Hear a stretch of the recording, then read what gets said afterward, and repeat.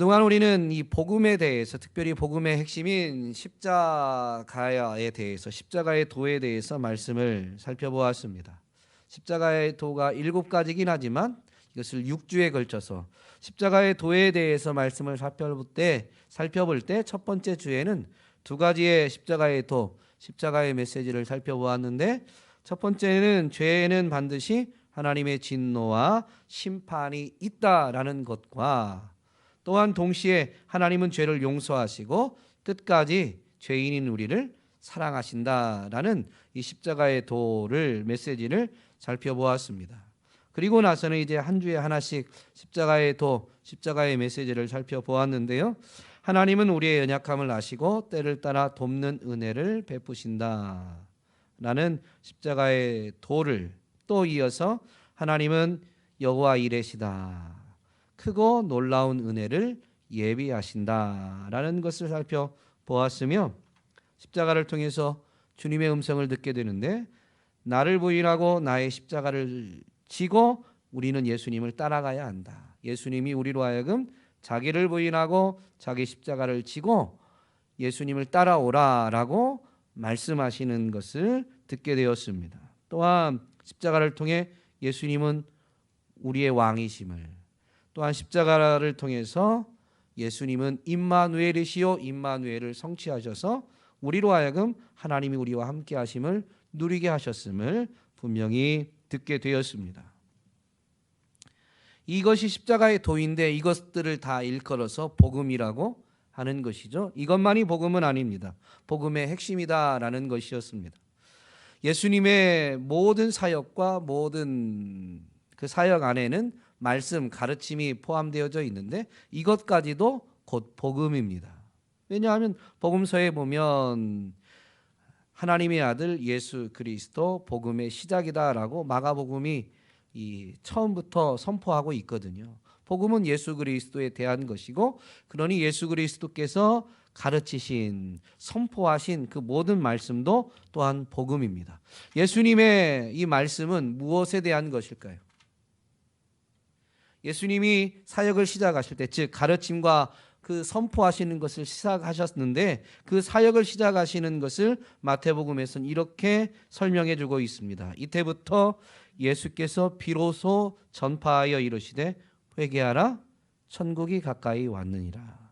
예수님이 이제 사역을 시작하시는데 가르치시고 선포하신 것은 바로 이 하나님 나라에 대한 것이었습니다.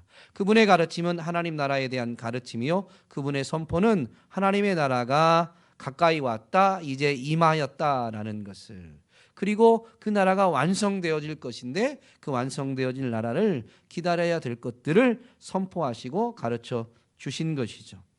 이러한 복음이 이렇게 가르쳐지고 선포되어지고 있는데,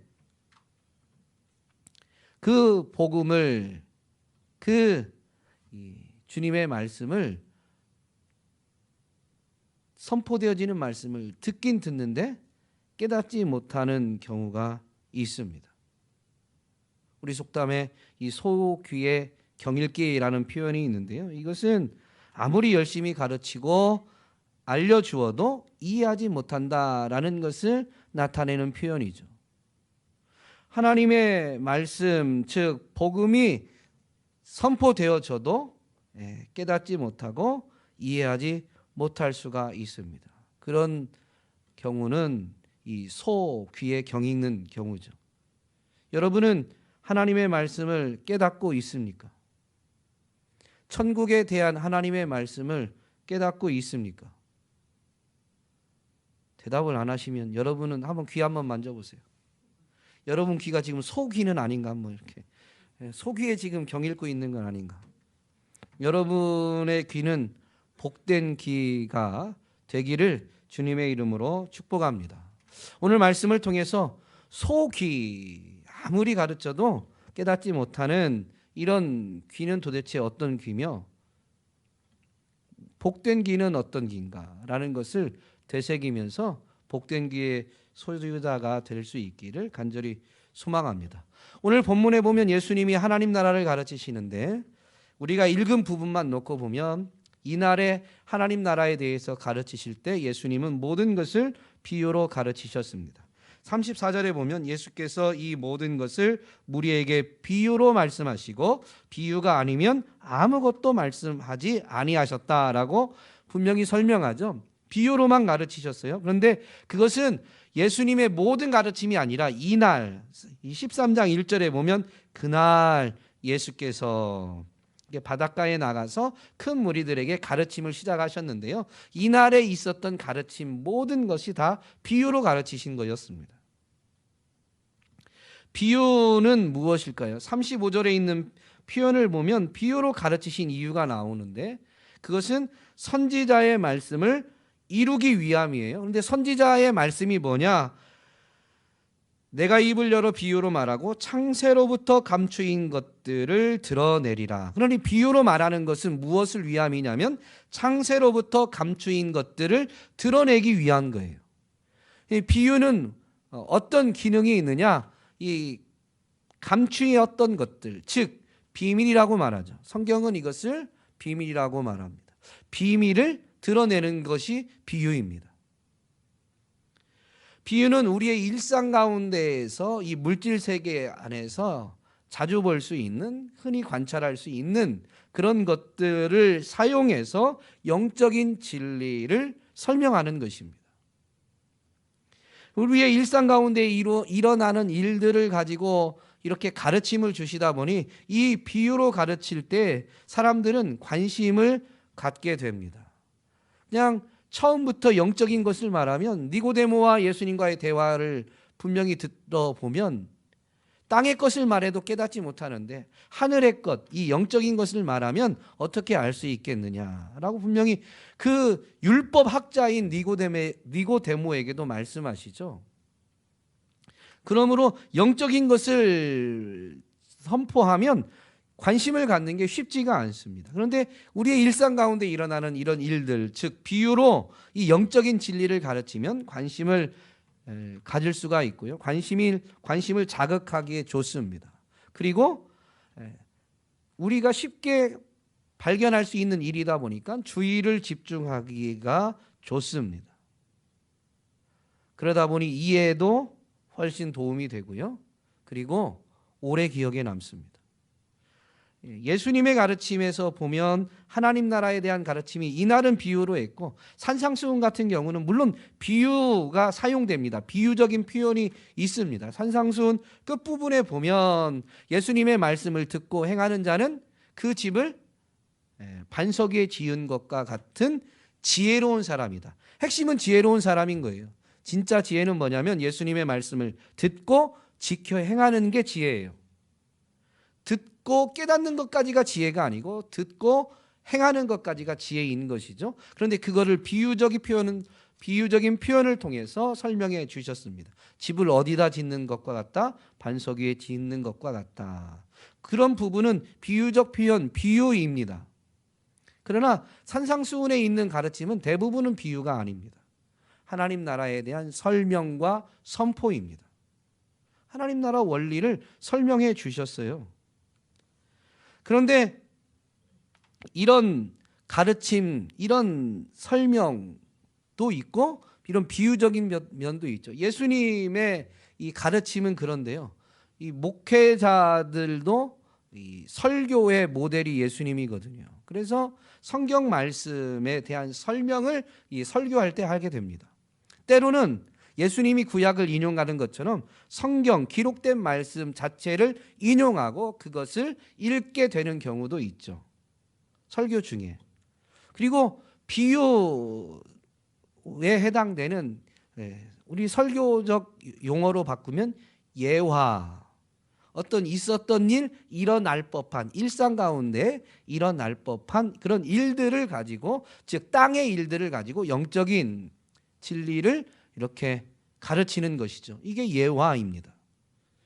여러분, 이 비유의 효과가 이렇게 관심이 자극되고 주의가 집중되고 이해와 기억을 돕게 되는데요. 설교를 듣고 여러분 뭐가 제일 기억에 남아요? 예화를 제일 많이 기억하십니다. 그런데 저는 예화를 사실 잘 사용하진 않습니다. 거의 사용하지 않는데요.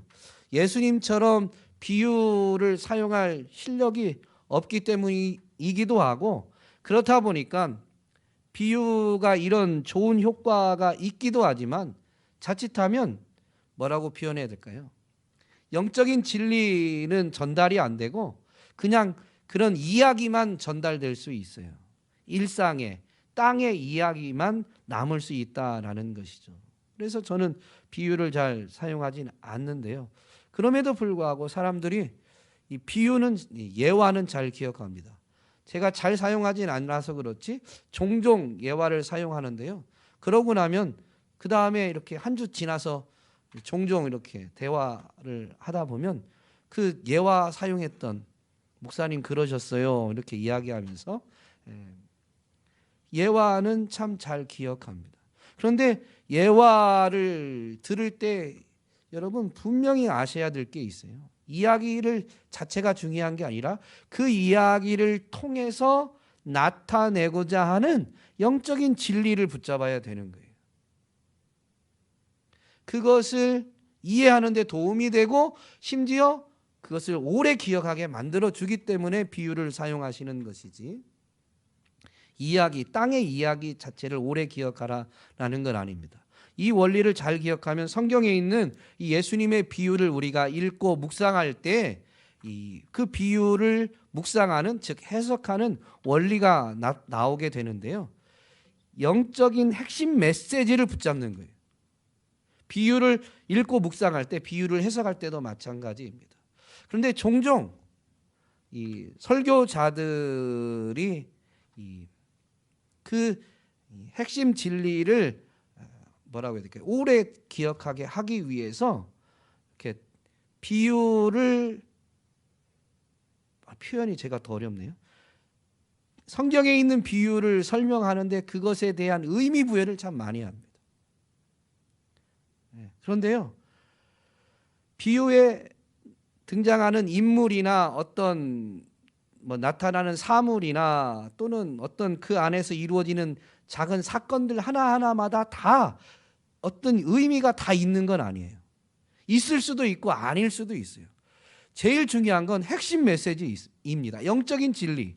이걸 통해서 지금 주고자 하는 영적 진리가 무엇인가, 이걸 여기에 집중해야 되고 이걸 관심 있게 봐야 되는데요. 설교자들도 그렇고 그걸 위에서 하다 보니까 자꾸 어떤 추가적인 의미를 부여하고 이렇게 설명하게 됩니다. 그러다 보면 원래 가르치고자 했던 영적 진리에 대한 왜곡이 있을 수 있고, 또 왜곡뿐만이 아니라 아예 영적 진리는 사라지고 이상한 이야기만 남을 수도 있습니다. 하여튼 저는 그런 실력이 없어서 예화를 잘 사용하지 않는데요. 예화의 이런 좋은 효과, 비유의 이런 좋은 효과가 있는데도 불구하고 잘 사용하지 못해서 사실 설교할 때마다 여러분들한테는 좀 죄송한 마음도 있습니다. 어쨌든 성경에 있는 예수님이 사용하신 이 비유에 대해서 19세기 성공회 감독이었던 리처드 트렌치 목사님은 이 비유의 가치, 비유의 효과에 대해서 이렇게 강조했습니다. 주님이 영적 진리만을 곧이곧대로 가르치셨다면 청중의 무관심 또는 통찰력의 부족으로 인해 아무런 흔적도 남기지 않고 사라졌을 것이다. 그러나 비유로 가르치신 덕분에 관심을 불러일으키고 호기심을 자극하였다. 비록 듣는 순간에는 진리를 이해하지 못했을지라도 종종 그들의 기억 속에 오랫동안 남게 되었다. 그리고 나중에 그 의미를 깨닫게 되는 경우도 있더라라는 것입니다. 이 뒤에 이제 내용은 어쨌든 비유가 이렇게 효과가 좋아요. 아주 좋은 기능이 있습니다. 그런데 예수님은 왜 조금 전에도 설명드린 것처럼 산상수훈이나 이런 데에서, 아니 처음부터 예수님이 가르치심을 시작하실 때부터 비유로 가르치시지 않고 지금 이날 이 13장 1절에 있는 그날에 이렇게 비유로만 가르치셨을까요? 천국의 비밀을 이렇게 드러내 주는데 왜 미리 비유로 그렇게 가르치시지 않고 왜 이날에만 비유로 가르치셨느냐라는 것입니다. 비유는 분명히 비밀을 드러내는 그런 이 효과, 기능이 있지만 또한 이 동시에 이 비유에 또 다른 기능이 하나 있는데 그것은 바로 비밀을 감추는 기능입니다. 10절 오늘 읽진 않았어요. 13장 마태복음 13장 10절에 보면 이 앞에 이제 씨 뿌리는 비유를 예수님이 말씀하셨는데 제자들이 예수님께 나와서 이렇게 묻게 됩니다. 어찌하여 그들에게 비유로 말씀하십니까? 이 그들이 누구인지 이제 살펴볼 것인데요. 그들에게 왜 비유로 말씀하십니까? 라고 이렇게 제자들이 물었습니다. 그러니까 예수님이 11절에 보면 이렇게 답변을 하시죠. 천국의 비밀을 아는 것이 너희에게는 즉 제자들에게는 허락되었으나 그들에게는 아니 되었다 라고 말씀하십니다. 이어지는 말씀 12절 말고 이제 13절을 보면 그러므로 내가 그들에게 비유로 말하는 것은 그들이 보아도 보지 못하며 들어도 듣지 못하며 깨닫지 못함이다. 비유로 말하면 그들은 듣긴 듣지만 그리고 이 비유는 일상에서 일어나는 일들을 가지고 설명하다 보니까 그 비유를 들으면 그 일상의 경험들이 이렇게 떠올릴 수가 있게 됩니다. 그래서 이 비유의 언어를 다른 표현으로 그림 언어다라고 표현하기도 합니다. 그래서 예수님 이렇게 말씀하신 거예요. 그들이 지금 이 비유의 가르침을 비유를 들으면 그들이 본다는 거예요. 그런데 봐야 될 걸 못 봐요. 분명히 이거는 말이니까 비유로 가르치시는 그 말을 들으면 듣는데 듣긴 듣지만 정말로 들어야 될 걸 못 듣는 거예요. 즉 그게 뭐냐면 깨닫지 못한다는 거예요. 이 말의 의미를 깨닫지 못한다. 비유로 말하기 때문에 깨닫지 못하는 거예요. 비유는 비밀을 드러내기도 하지만 비유는 깨달아야 될 것들을 못 깨닫게 하는 기능도 있는 거예요. 동전의 양면처럼 너무 이 상반된 관점이지만 이것이 다 있다는 거죠. 그래서 이날에 예수님이 지금 비유로 말씀하시는 거예요. 제자들에게는 비밀을 알려야 되고 그들에게는 비밀을 감춰야 되는 거예요. 그래서 비유로 말씀하시는데요.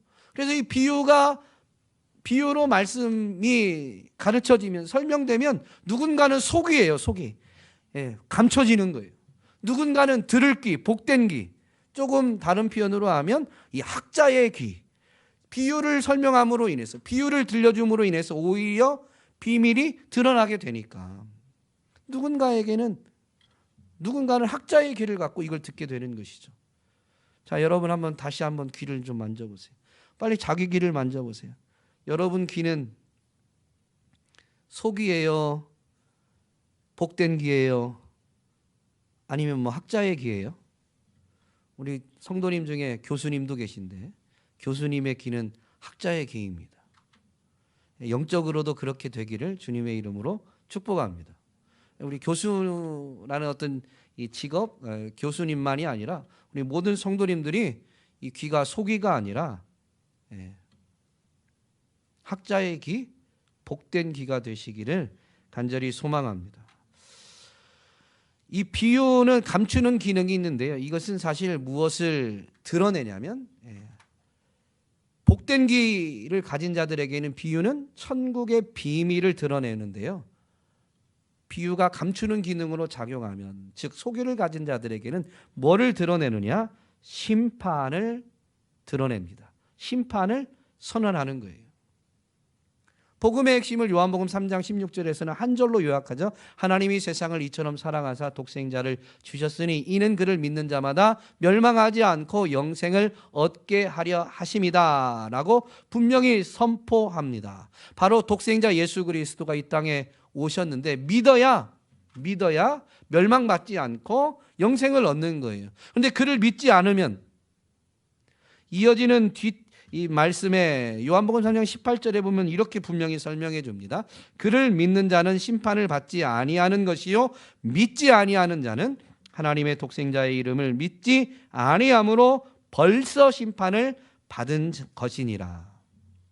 그러니까 비유로 복음이, 하나님 나라의 비밀이 지금 선포되어지는데 그들에 해당되는, 즉 소귀를 가진 사람과 같다면 어떻게 돼요? 그게 감추어지니까, 깨닫지 못하니까 예수님을 믿을 수가 없어요.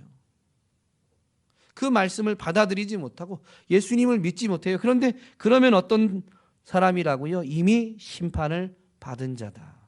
그래서 비유에는 천국의 비밀을 드러내기도 하고 심판을 선언하기도 합니다. 그들이 누구일까요?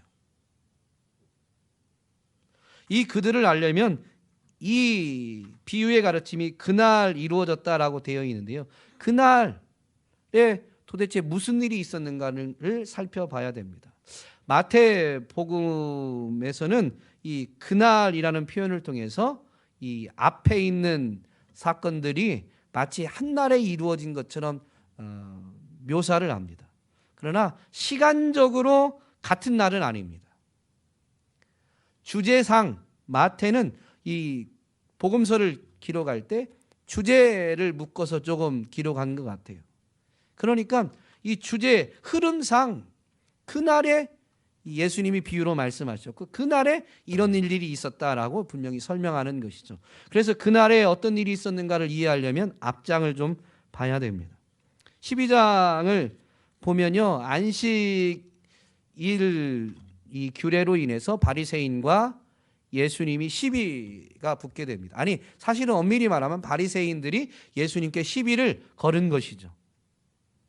그런데 이 안식일 문제로 시비를 거는 이야기가 12장 1절부터 9절까지, 아니 8절까지 하나 나오고 9절부터 21절까지 하나 나오는데요. 이건 같은 날은 아닙니다.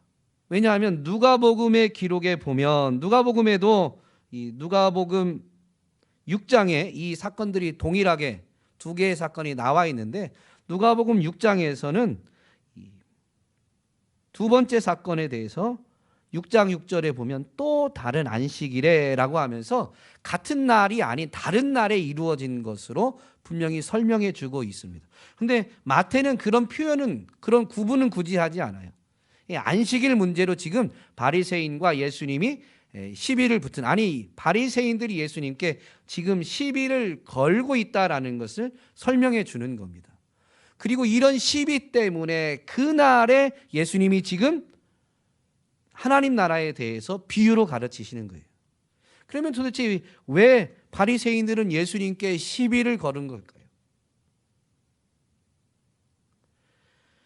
예수님이 병든 자를 고치고 귀신을 쫓아내면서 하나님 나라를 가르치니까 사람들이 예수님을 많이 따르게 되었습니다.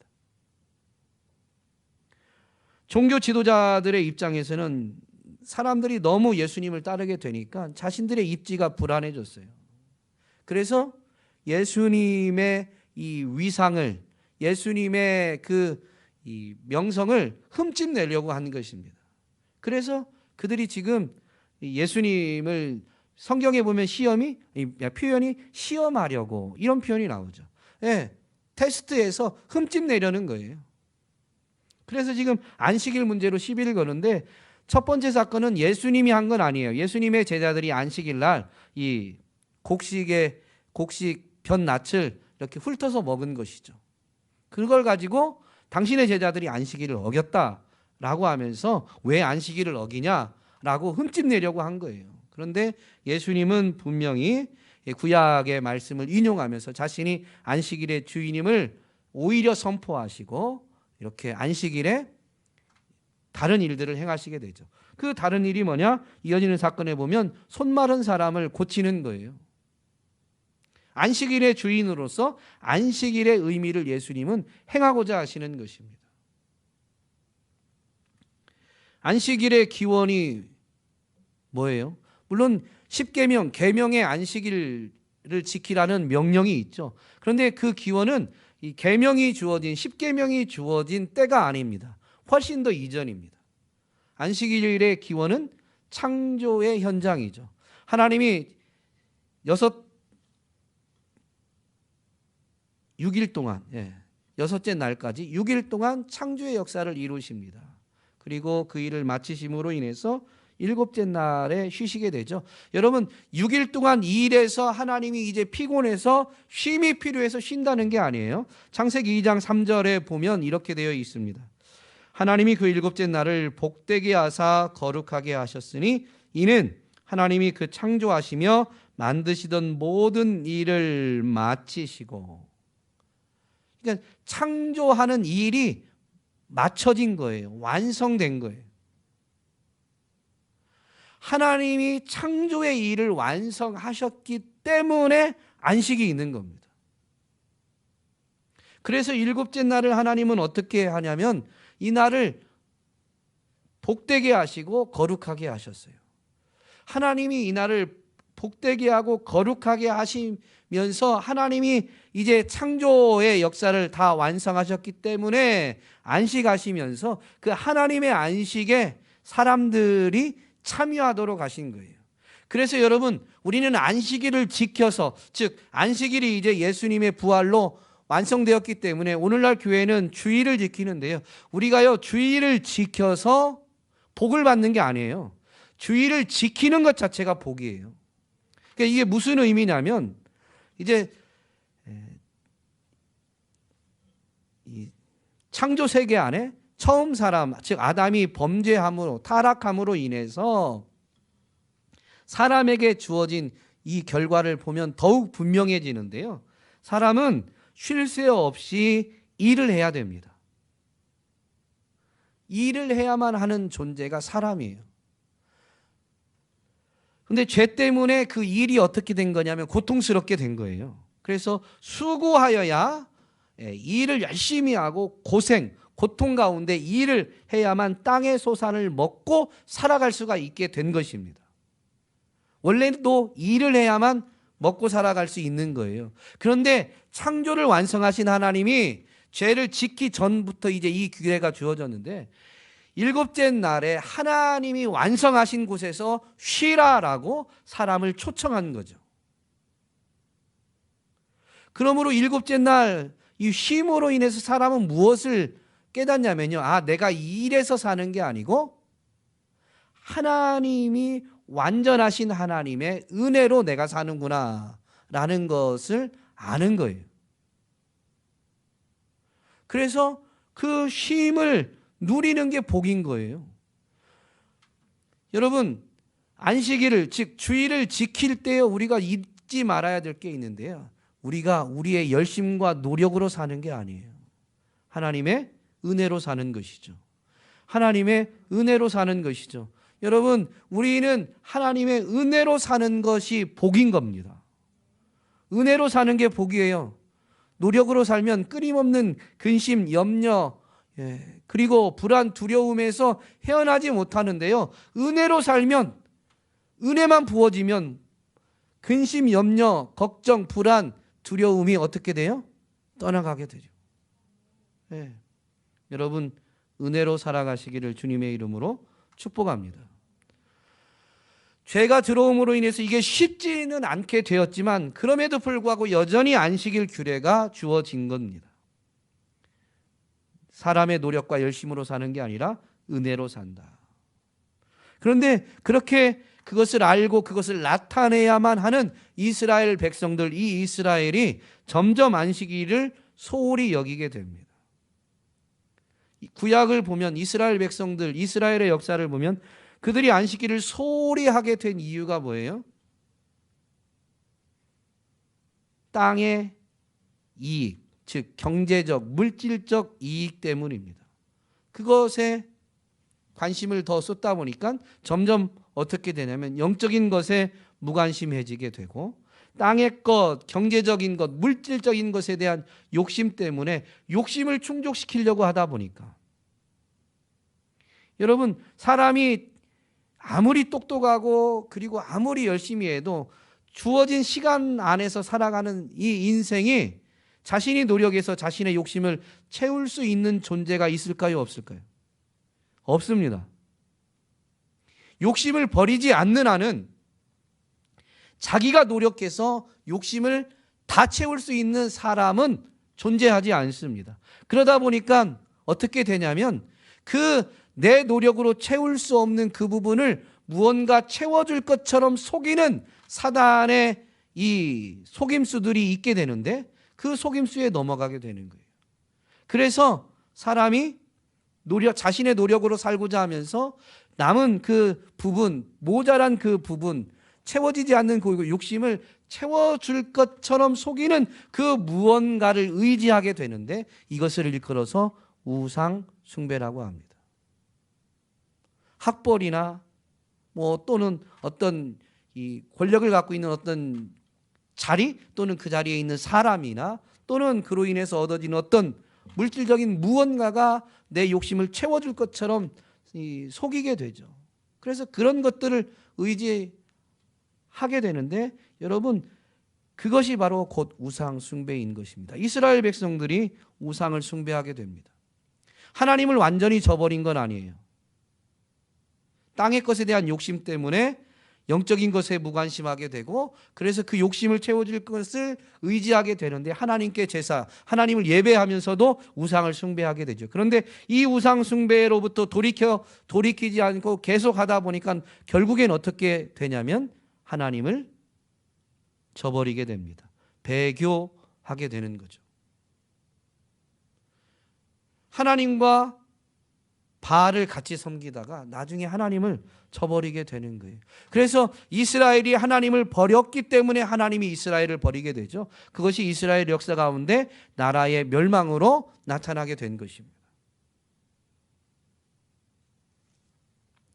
하나님이 언약에 신실하셔서 긍휼을 베푸셔서 그들을 회복시키시게 되고 회복되어진 이스라엘 공동체는 다시 하나님 앞에 바로 서고자 하게 되죠. 그러면서 율법을 이제 준행하고자 지키고자 하는데요. 바리새인들도 처음에는 그렇게 이제 시작한 겁니다. 그러면서 율법 중에서도 이 안식일 규례, 사람이 행위로 하나님을 잘 섬길 수 있는 그 규례가 뭐냐면 첫 번째, 두 번째, 세 번째 계명은 사실은 형이상학적이죠. 하나님 외에 다른 신을 두지 말라 이런 것들은 사실은 마음에서 다른 하나님 외에 다른 걸 의지하는 게 우상이니까 그런 건 어떤 행위적으로 이렇게 아주 구체적으로 나타나지가 않습니다.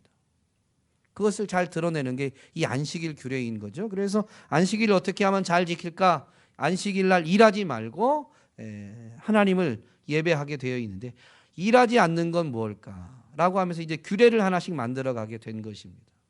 그런데 이 바리새인들이 이제 종교 지도자들인데요. 이들이 그 규례를 만들면서 처음에 가졌던 그 명분은 계속 가지고 있지만 점점 이제 이들은 자신들의 안위와 자신들의 이익, 자신들의 명성에 더 많은 관심을 갖게 됩니다.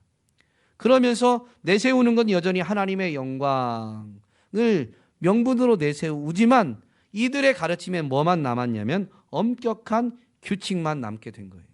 그래서 안식일이 귀찮고 번거롭고 무거운 짐이 돼버린 것입니다. 그래서 예수님이 안식일의 주인임을 선언하면서 이제 참된 안식을 나타내 주시는 것이죠.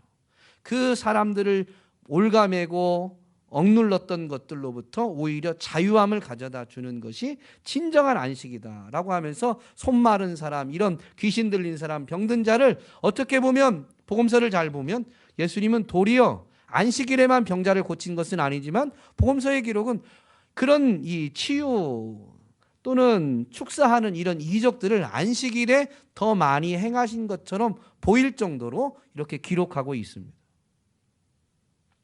안식일 규례를 가지고 예수님을 흠집내려고 했는데 도리어 예수님의 이 가르침 앞에 이제 이 바리새인들이 따질 수가 없는 거예요. 예수님의 가르침이 옳으니까. 그래서 예수님의 명성을 흠집내려고 했던 그들의 의도가 도리어 실패하고 예수님의 권위만을 더 드러내게 됐어요. 그래서 이 12장 14절에 보면 예수님이 손 마른 자를 오히려 고치고 난 다음엔 이들이 어떻게 됩니까? 마태복음 12장 14절 바리새인들이 나가서 어떻게 하여 예수를 죽일까 의논하게 됩니다. 이제 이들은 예수님을 이렇게 깎아내리려고 했던 것을 넘어서서 이제는 아예 이제 죽일 계획을 세우게 되는 것이죠.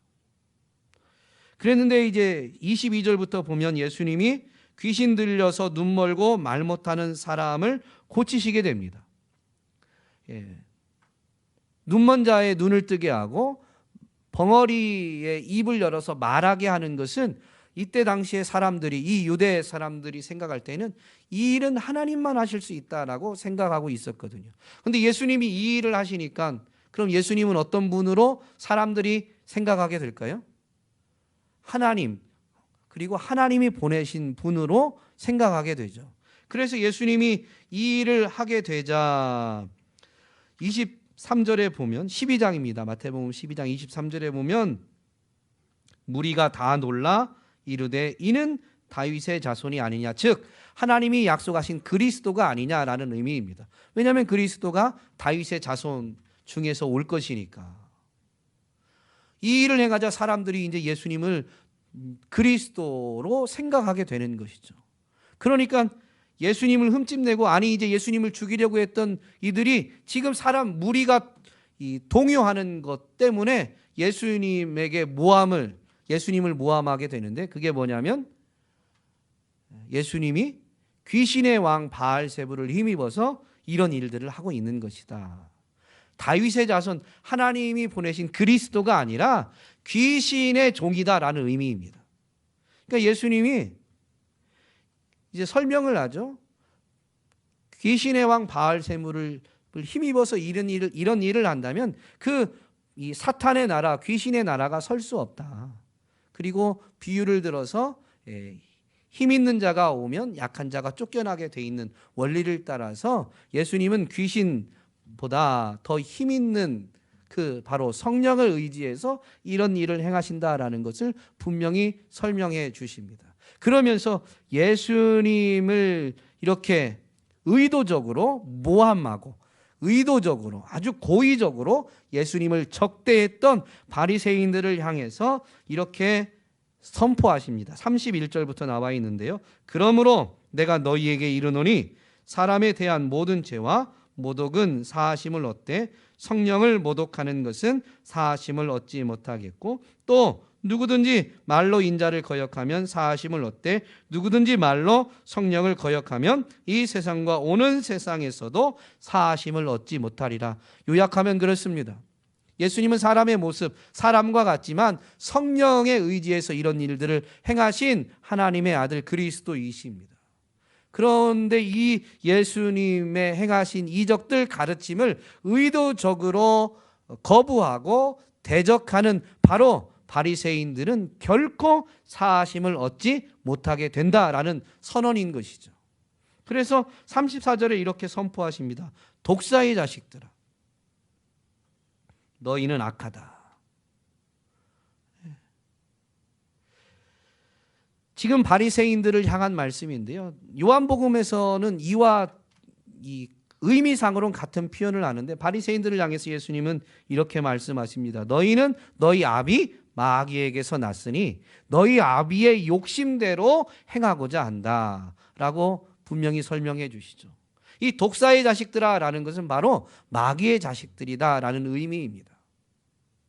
이들은 어떤 사람들이에요? 예수님의 설명을 보면 욕심대로 행하는 사람들입니다. 이들은 자신의 이익 때문에, 자신들의 안위 때문에 의도적으로, 고의적으로 예수님의 말씀, 예수님이 행하신 그 이적들을 통해서 나타내시는 그 메시지, 예수님이 하나님의 아들이시다라는 이 복음을 의도적으로 거절하고 거부하고 도리어 그 메시지의 주인공이신 예수 그리스도를 적대하는 일을 행한 사람들입니다.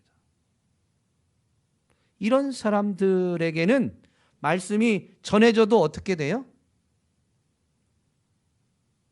들려지지가 않죠. 다음 주에 이제 이 씨 뿌리는 비유, 하나님 나라에 대한 가르침을 비유로 시작하신 이 씨 뿌리는 비유를 살펴볼 것인데요. 첫 번째 나오는 밭이 길가와 같은 밭이에요. 씨를 아무리 뿌려도 길가에는 떨어지면 그러한 마음밭에는 이 말씀이 심겨져요, 안 심겨져요? 안 심겨져요. 말씀이 선포되어지긴 하는데 그 말씀을 즉 사탄이 와서 빼앗아 가버려요. 바리새인들이 바로 그러한 사람입니다. 오늘 우리가 예배당에 와서 하나님의 말씀이 선포되어지는 이 자리에 있어서 선포되어지는 말씀, 들려지는 말씀, 심지어 저는 그런 실력은 아니지만 어쨌든 성경에 있는 말씀 중에는 예수님의 비유들 같은 경우를 제가 설교를 한다면 제가 설명을 잘해서가 아니라 예수님의 비유가 그러하니까 보여지는 말씀인데 보아도 들어도 정말로 깨닫지 못하는 일들이 있을 수 있습니다. 어떨 때요? 오늘 우린 여기 앉아 있으니까 괜찮은 게 아닙니다. 어떨 때요?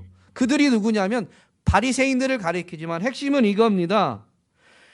경제적 이익, 땅에서의 이익, 성공, 땅에서의 부귀, 영화에 대한 욕심으로 말미암아서 영적인 것에는 무관심을 하게 되면, 영적인 것에 무관심하게 되면 들어도 보아도 깨닫지 못하게 되는 것입니다. 오늘 우리는 소귀를 갖고 있는가? 복된 귀, 학자의 귀를 갖고 있는가? 이걸 통해서 살펴볼 수 있는 겁니다. 우리의 관심이 어디에 있나요? 땅의 것에만 있다면 우리는 비록 매 주일날 예배당에 와서 1시간 반씩 예배를 드릴지라도 우리는 소귀를 가진 자들일 수 있습니다. 그렇다면 천국의 비밀이 허락된 자, 바로 제자들을 가리키는데요. 제자들이라는 어떤 그런 타이틀, 직분을 말하는 게 아니에요. 천국의 비밀이 허락된 자, 즉 들을 귀를 가진 자, 복된 귀를 가진 자들은 어떤 자들일까요? 예수님이 비유를 말씀하시면 비유를 듣는 순간에 영적인 진리가 탁탁탁 깨달아서 성경을 읽을 때마다 천국이 이렇구나, 천국의 비밀이 이렇구나 라고 깨달아지는 사람들을 의미할까요? 말씀을 들을 때마다 천국의 비밀을 즉각적으로 발견하는 자, 깨닫는 자라고 말씀하신 게 아니에요. 천국의 비밀을 아는 것이 허락되었다라는 거예요. 그런 사람이 들을 귀를 가진 사람이고 그런 사람이 복된 자, 복된 귀를 가진 자인데요. 이런 사람들은 어떤 사람일까요? 마태복음에서는 바로 이 바리새인들과의 갈등, 그리고 그 바리새인들 때문에 예수님이 비유로 가르치셨다라는 것을 강조하기 위해서 이 13장에서 씨 뿌리는 비유 이후에 제자들이 예수님께 와서 어찌하여 그들에게 비유로 말씀하셨습니까? 라고 이렇게 물은 것으로 기록하지만 이 씨 뿌리는 비유를 기록한 마가복음과 누가복음의 기록을 보면 제자들 또한 비유를 들었을 때는 깨닫지 못했다라는 걸 알 수가 있습니다. 특별히 마가복음 이 4장에 보면 비유로 말씀하신 다음에 10절에 보면 이렇게 되어 있습니다. 예수께서 홀로 계실 때에 함께한 사람들이 12 제자와 더불어 그 비유들에 대하여 물으니, 예수님이 이런 말씀을 하시고 이제 비유를 설명해 주시는 것이죠. 구조상으로는 이 마태복음과 크게 다르지 않습니다. 그런데 그 발단에 대해서는 조금 다르게 묘사하고 있는 거죠. 제자들도 비유를 들었을 때는 사실은 듣는 순간부터 깨달은 건 아니에요. 그런데 아까 비유의 효과가 뭐라고 그랬죠? 관심을 자극하고 주의를 집중시킨다라고 말씀드렸죠. 그리고 이해를 돕기도 합니다. 어쨌든 관심이 자극되어졌어요. 이 가르침에 주의를 집중했어요. 깨닫지는 못했지만 예수님을 믿고 따르는 자들은 예수님의 가르침이라면 어떤 의도, 어떤 뜻이 있겠지. 그래서 어떻게 하는 거예요? 이해될 때는 이해된 대로 순종하면 되지만 이해 안 되면 어떻게 해야 되는 거예요? 이해하기 위해서, 깨닫기 위해서 예수님께 찾아오는 거예요. 그리고 질문하는 것이죠. 이것이 무슨 의미입니까? 이런 사람이 천국의 비밀을 아는 것이 허락된 자, 들을 귀를 가진 자, 복된 귀를 가진 자인 것입니다. 여러분에게는 천국의 비밀이 아는 것이 허락되었습니다. 여러분에게는 천국의 비밀을 아는 것이 허락되었습니다. 허락은 되었는데 그 비밀을 아는 것과 허락만 받아놓고 비밀을 깨닫지 못하는 것은 엄청난 차이가 있죠. 허락이 되어졌어요. 그런데 그걸 가지고 들을 귀를 가지고 들어야 돼요. 복된 귀를 가지고 들어야 돼요. 그게 뭐냐면 이 말씀이 무슨 의미인가 물어야 돼요. 기도하면서 하나님 깨닫게 해주세요. 성령님 도와주세요. 기도하면서 이 말씀을 읽을 뿐만 아니라 무슨 뜻인지 의미인지 구해야 되는 것이죠. 그것을 도와줄 수 있는 목회자를 찾든가 여러분이 개인적으로 도서를 찾든가 어쨌든 핵심은 하나님 이게 무슨 의미입니까? 라고 하나님께 묻는 데 있는 겁니다. 여러분 사단은 소귀를 가진 자들이 하나님의 말씀을 못 듣게 회방할까요? 천국의 비밀을 아는 것이 허락된 들을 귀, 복된 귀를 가진 자들이 하나님의 말씀을 읽는 것, 듣는 것을 하지 못하도록 회방할까요? 복된 귀를 가진 자들이죠. 여러분 오늘날 사단이 복된 귀를 가진 자들을 회방하는 최고의 전략이 뭘까요? 모르는 척하지 마십시오. 매일 경험하지 않습니까? 뭐예요? 바빠서입니다. 너무 바빠서. 성도님들을 만날 때마다 성경을 읽어야 되는 것, 성경을 묵상해야 되는 것을, 기도해야 되는 것을 모르는 사람을 만난 적이 없습니다. 목회자 입장에서 그걸 모르는 사람을 만난 적이 없어요. 그런데 여러분 알고 있는 것도 중요하지만요. 그런데도 불구하고 너무 바빠서 성경을 못 읽었네요. 기도 못했네요.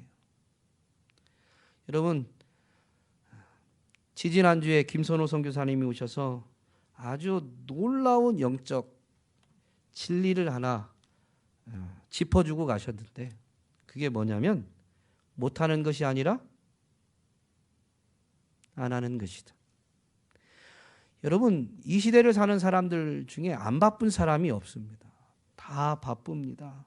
안 바쁜 것 같은데도 사단이 바쁜 것처럼 속입니다. 그래서 다 바쁘다고 생각하고 바쁘게 살아갑니다. 무엇을 위한 바쁨인지는 모르지만 어쨌든 다 바쁘게 살아가요.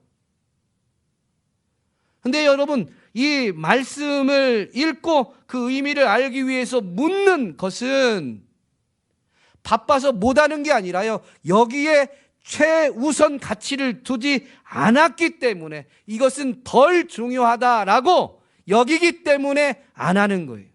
더 중요한 것을 하다 보면 내게 주어진 시간, 내게 주어진 건강, 내가 갖고 있는 에너지는 유한하다 보니까 더 중요하게 여기는 것들, 누구에게 속았든 어쨌든 자기 자신이 중요하게 여기는 것들을 먼저 해결하다 보니까 바빠서 안 하는 거예요.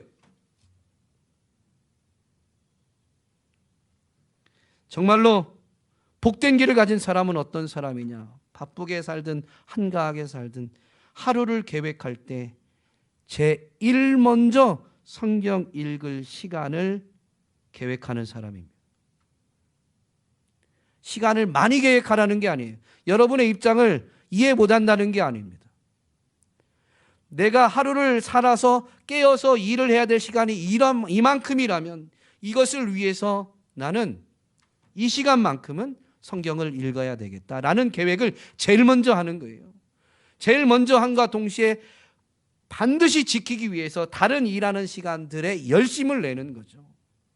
일해야 될 시간에는 피곤을 핑계로, 과중함을 핑계로 느슨느슨하게 하다가 시간을 그 해야 될 일을 처리해야 될 시간을 6시간 안에 끝낼 수 있는데도 불구하고 7시간, 8시간 갈 수도 있습니다.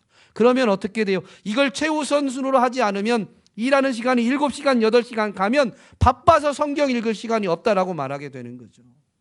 기도할 시간이 없다라고 말하게 되는 거예요. 여러분 5분이 없어서 10분이 없어서 성경을 못 읽고 기도 못한다. 여러분에게 1시간, 2시간, 3시간 기도하라고 성경 읽으라고 누가 말합니까? 제가 그렇게 말합니까?